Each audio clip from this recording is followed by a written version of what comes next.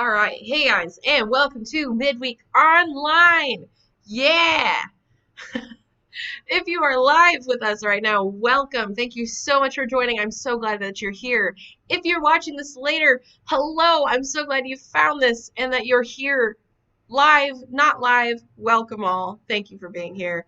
If you do not know who I am, hello. My name is Jess Petker. I am the junior high student minister at Hope Christian Church. How are you? All right. Of course, as always, I have just one quick thing to say. Band app. Gonna keep reminding you guys, because there's some of you out there who aren't on it, and you're silly.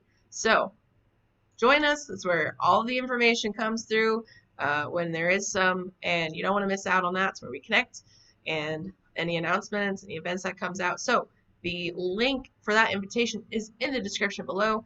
Don't miss out on that. All right. Last week, we played super fun game of Irish phrases. Yonks. Love that. This week, we are going to play a new super fun game that I found I'm very excited about. Like always, I haven't watched it yet, or seen it yet, but it is called the Synonym Game. Synonym Song Game. Song Battle Game Pattern Song Synonyms. Yeah. So, this is how we're going to play it. A song title will be given as all synonyms, words that mean the same thing, and you guys have to guess the original song title, and I don't know who's going to guess it first correctly, so if you get it right, you get to give yourself a point. So we'll do the first one as like a trial round. So the first one is Vintage Village Highway. So these are all synonyms for what the actual song title is, so you have to guess what the words actually are. So for the instance of this one, vintage, things that are vintage are old. A village is another name for a city or a town, and a highway is a road. So if you put all of those together, you get Old Town Road. Absolutely. All right, so that's how we're playing the game. Next up, we have I desire to grab your palm. Hey, I know this song. So if you take all of those, here's what I'm assuming. I'm assuming that words like I and your don't need to be fixed. There's really not a synonym for I. I is I. Your is your. So those two can stay the same, but the other words, what are you thinking? Honestly, I feel like if you don't know this, grab a parent. They definitely know this song. So, giving you guys some seconds to guess. You're going to have to give up your answer because this one is I Want to Hold Your Hand by the Beatles. All right, next up we have Rotation in the Depths. Oh, Rotation in the Depths. Whirling, rotation, spinning. Spinning, rotating in the depths. Depths are deep. Oh! Hopefully you guessed this one, because this one, I just got it. Alright, next. This is Rolling in the Deep by Adele. Yep. Alright, next we have Evil Man. Evil Man. Evil Man. I mean, I know a song called Evil Ways. Evil Man. Alright, maybe you guys know this song and I don't. So, hopefully y'all have your answers and your guesses. Because the answer to this is Bad Guy by Billie Eilish. Oh, man. I'm disappointed. Alright, next up we have Sock Me Infant Once More. I already know the answer to this one. I really hope you guys get this because that's funny. Sock Me Infant Once More. That's good. I enjoy that. Alright, hopefully you guys get this one because the answer is Hit Me Baby One More Time by Britney Spears. I like that one. Alright, next we have Pondering Loudly. Pondering loudly. Alright. This is only a 2-word puzzle here, so hopefully it's not too hard. Hopefully you guys have your guesses. I feel like this one's probably pretty easy. Maybe just me. So go ahead and make your guesses. Throw them out there. Just, take a stab. What do you think? What song do you think this is? The answer. This song is Thinking Out Loud by Ed Sheeran, of course. Alright, next we have Fatality of an Unmarried Man. I enjoy this song. I definitely know what this song is. Maybe you guys do, or maybe I'm aging myself. There's no true way to tell. Except if you don't get this answer, and I knew it just by reading it. Alright, go ahead and chuck your answers out there. Tell them to the person sitting next to you. Tell your dog or your goldfish. Throw them in the comments, because the answer to this one is Death of a Bachelor by Panic at the Disco. I like this song. Alright, next up we have Circle of Flames.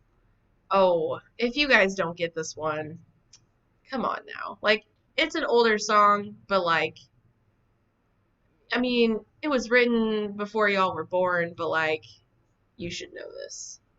I think this was written before I was born. That says anything. Alright, so no time for this one. Y'all should know this. Circle of Flames really is Ring of Fire by Johnny Cash, of course. Of course. Alright, next song we have Infant Toothy Fish. Alright, I'll give you guys a pass if you didn't know that last one. You guys get no passes for this. You better know this. It's been played everywhere. It gets played on repeat, especially if you have younger siblings. Infant Toothy Fish is Baby Shark. Y'all should have known that. Alright, next song we have There Is No Light from the Solar Source. Maybe this is one of y'all's newfangled songs. I don't know what this is. I mean, it's talking about the sun, obviously, but like, what about the sun? This one's a stumper. Alright. I'm not sure that me staring at this will help me guess anything else. So if y'all have your guesses, go ahead and chuck them out there, because the answer to this one is Ain't No Sunshine. Ah, dang it. Alright, next song we have Spill Some Sucrose Upon Me. I know what this is. If your parents aren't doing this with you right now, maybe go grab them. I feel like they would enjoy some of these, because that's just funny. Spill some sucrose upon me. Oh, man. Alright, I'll give you guys a couple more seconds to get this. This is another song that was written before even I was born, but it's pretty popular, so hopefully you know what this is. Because the answer is this song is Pour Some Sugar on Me by Def Leppard. Yep. Alright, next up we have Pupil of the Feline. Pupil. Feline.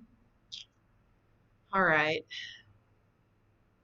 Make your guesses. Chuck them out there. Argue amongst yourselves. Well, don't argue. Maybe just, like, strongly figure it out. No arguing here. It's not that serious. But it is a serious sounding song, one to make you feel all empowered while you're running up the stairs in the middle of the city, because it is Eye of the Tiger, and I was referencing Rocky as he's doing like his workout thing.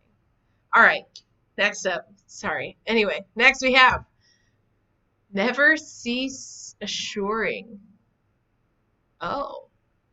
Never Cease Assuring. Oh! Okay. I know what this is. Oh, this one's tricky. Oh. Big words.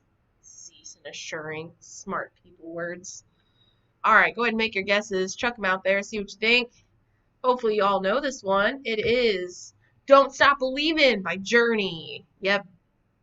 Alright, next up. we have, oh, it's a Christian song. You get double the points. And it is Metal Links Fracture. So not like a fracture, but the one who's doing the fracturing. A fracturer. Yeah, that. Oh.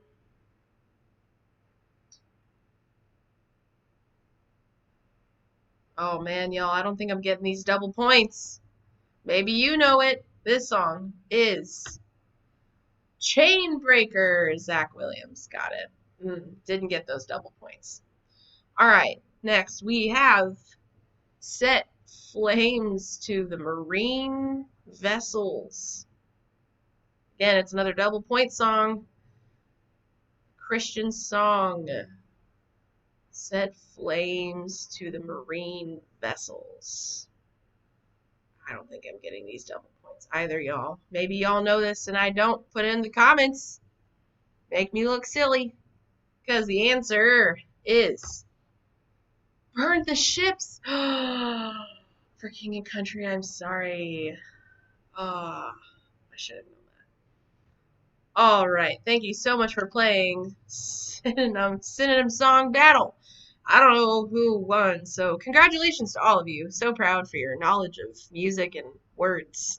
Proud of you. All right, we are going to go ahead and continue on to our lesson. This is our last week of the U series, but before we get into that, we got to pray. So close your eyeballs, hands off your neighbor, hands off the keyboard, hands off the mouse and your screen. We're talking to Jesus. All right. Hey, Lord, thank you so much for this day that you've given us. Thank you so much for waking us up this morning, for giving us the breath that's in our lungs, and for giving us this brand new day to which we get to bring you glory. Lord, we thank you so much for who you are and for how you love us. Lord, you love us enough to see through us and want to make something of us, make something great, and to create a story in us that you think is way worth sharing, let alone dying for. Because, Lord, it's our story, our lives are what you died for. Lord, we love you so much. We ask that your word would just open our ears, Lord, open our hearts to hear what you have for us, Lord, that we would learn from you today. We pray these things in your name. Amen. All right, we are on our last week of the U series. For the past 3 weeks, we've been talking about how you can actually have an effect on the world around you. Our first week, we talked about how you really can't have that great of effect if you aren't letting Jesus have an effect on you. 2 weeks ago, we talked about how really to have influence in the world, all you really got to do is just give everything you have to Jesus and let him do the rest. Last week, we talked about how having an effect on others is really just starting by caring for the amount of people around you. Maybe it's a small group, maybe it's your family or just your friends, but it can really just be that small. So we're going to continue the conversation today, but first, y'all know the phrase cause and effect, right? I feel like that's something that you did in like English or language arts class, maybe like in 5th grade, or maybe it's in junior high. I don't remember when I did it, but I remember it's like your teacher hands you a piece of paper with a bunch of sentences, and you got to tell what part of the sentence is the cause and then the effect. So, for instance, you have like, my mom is in a great mood today, cause, effect, I'm going to ask her for a new bike.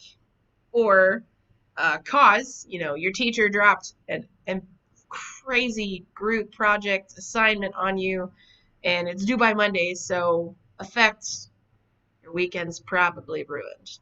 Cause, my room's a mess today. Effect, I probably am not going to get to go outside until I clean it.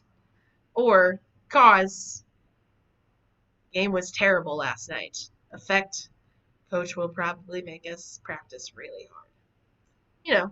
Typical cause and effect things. And it's funny how we react, English is hard, to cause and effect because it depends on how it affects us. For instance, when we experience something that has a good effect, we tend to, hype it. Yeah, oh my gosh, I did it. You become your own hype man. I know I tend to think like, oh, look what I caused. Look what I did that. And maybe we're not saying it out loud, but like we're thinking it, But on the flip side, when we run into effects that aren't so positive, we tend to point blame at others.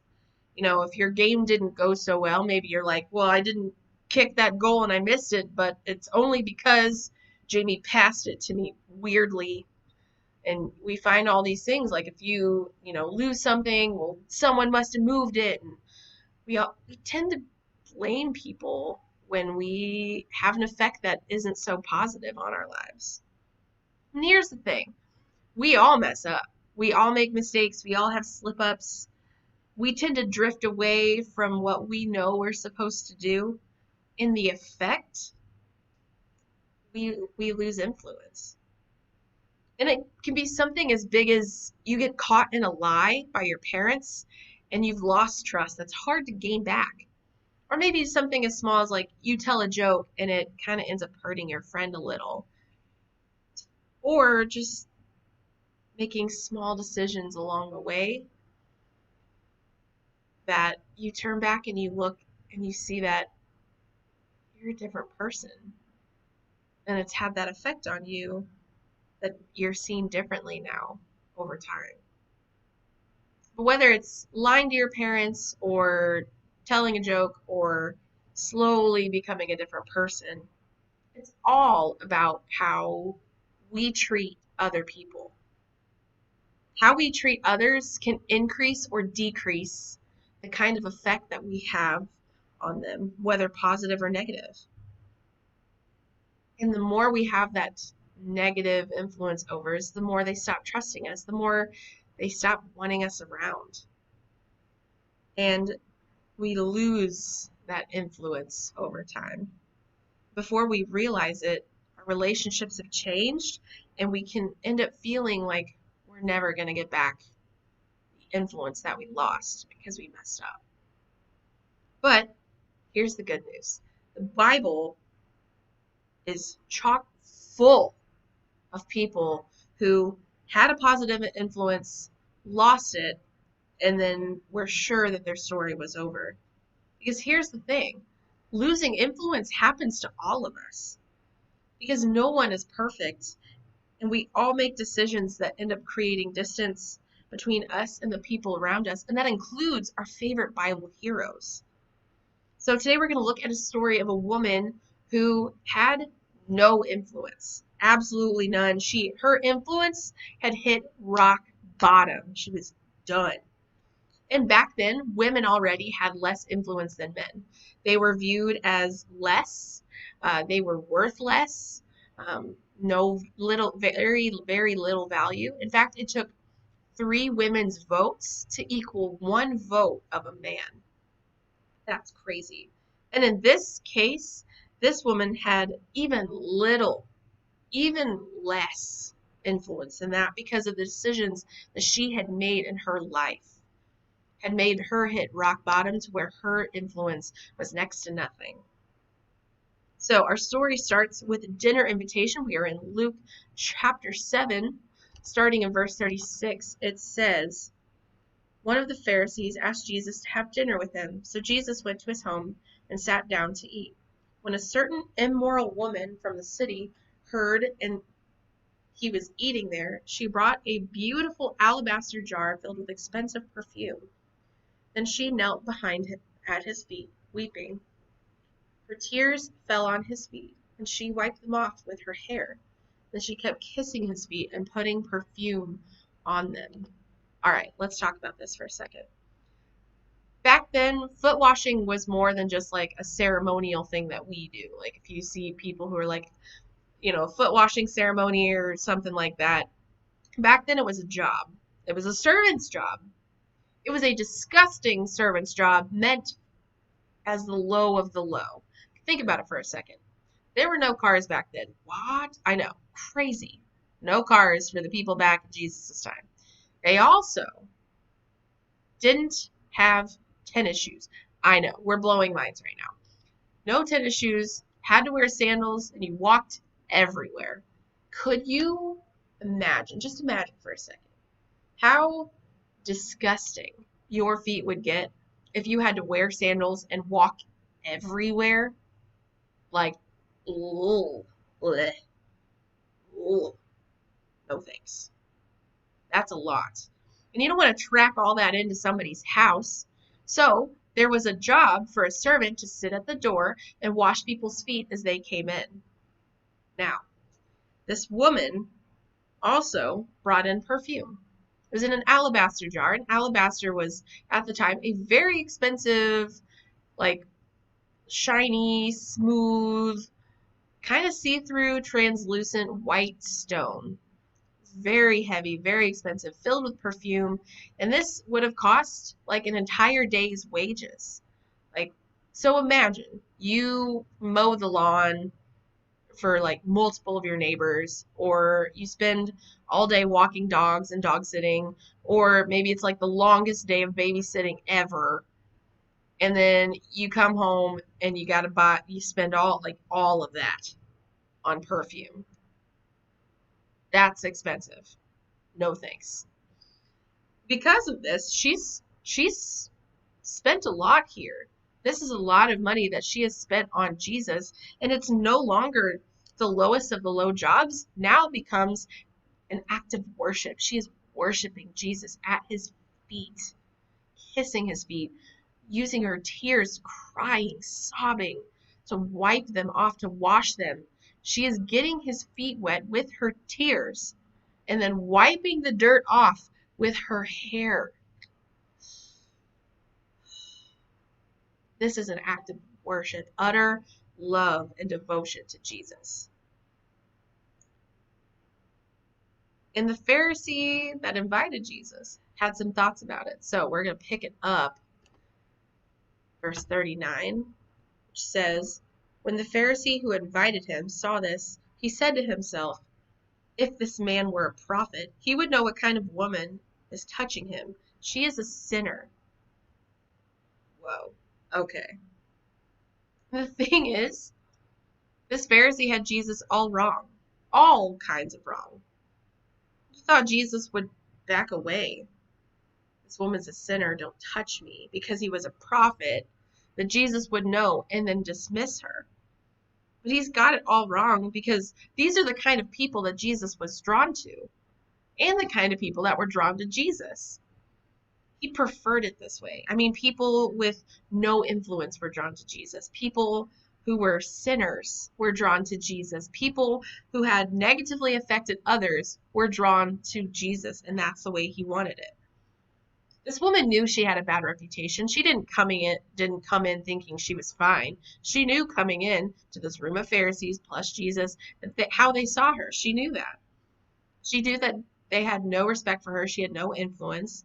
And that's what drove her to his feet. Her appreciation for Jesus was fueled by her own failures. She didn't hide from Jesus because she didn't measure up. Instead, she was driven to Jesus' feet and she worshiped him. Jesus tells the story. We're going to start back up in verse 40. And it says, and Jesus answered his thoughts. Simon, he said to the Pharisee, I have something to say to you. Go ahead, teacher, Simon replied. Then Jesus told him this story. A man loaned money to two people, 500 pieces of silver to one, and 50 pieces of silver to the other. But neither of them could repay him, so he kindly forgave them both, canceling their debts. Who do you suppose loved him more after that? Simon replied, I suppose the one for whom he canceled the larger debt. That's right, Jesus said. Then he turned to the woman and said to Simon, look at this woman kneeling here. When I entered your home, you didn't offer me water to wash the dust from my feet, but she washed them with her tears and wiped them with her hair.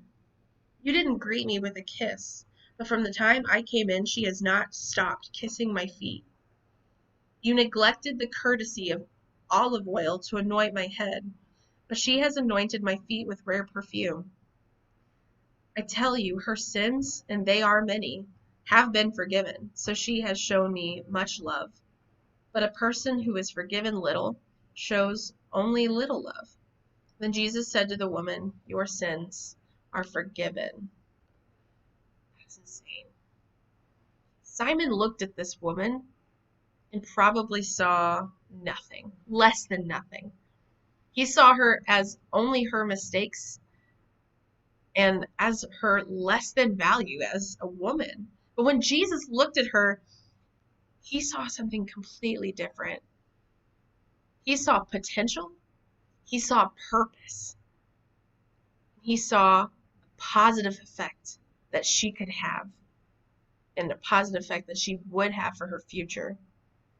See, up to this point, this woman's cause and effect was cause. She was a sinner. Effect. People looked down on her and thought negatively of her. But because of Jesus, because of his love for her and his response, her cause and effect now looks like cause. Jesus loves her. Effect. Jesus forgave her and gave her a new start. That's crazy. No matter what mistakes that you or I have made, whatever slip-ups we've had, no matter what kind of influence that you or I may have thought that we've lost, we're loved by Jesus. And we are free to love him back. That is bonkers. We are free to love him back. That's crazy. We don't need to have it all together. We don't have to wait until we're good enough. We don't have to say, hey, Jesus, I made these mistakes and I promise I'll make up for it. And then we get to hang with Jesus. No. Because he loves us and he forgives us. And we are free to come to him and love him back. That's insane. And in fact, what's so incredible about this encounter is that she has so much more influence than she could have ever imagined. Her story is in the Bible. We don't even know her name. And she has all of this influence because generations upon generations will forever read about her story in our Bibles because she chose to go to the feet of Jesus in the midst of her failures, in the midst of her lack of influence, in the midst of her less than value. She was driven to Jesus. And because of that, he forgave her. He loves her. And he gave her story more influence than she could ever imagine. Her effect may have been almost gone at one point, but it became bigger. Her lost influence, lost reputation, and lost standing weren't lost forever.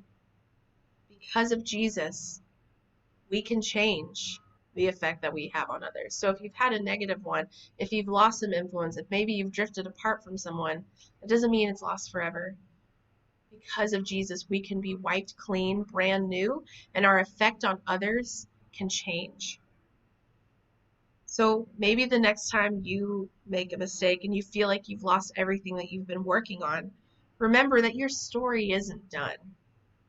Jesus redeems us and our stories every day, every moment of every day. One mistake, two mistakes, 1,000 mistakes doesn't take us out of the game.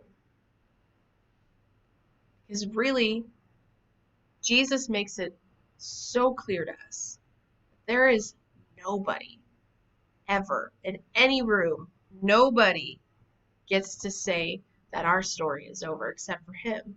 And he never will. Because he is the one who redeems our story over and over again to bring influence that we can never imagine. And when we take a step towards him, he invites us to get up instead of give up. And to change the effect that we have one step at a time. So I hope you guys are having a wonderful week throughout this crazy, absolutely bonkers time that we're in right now.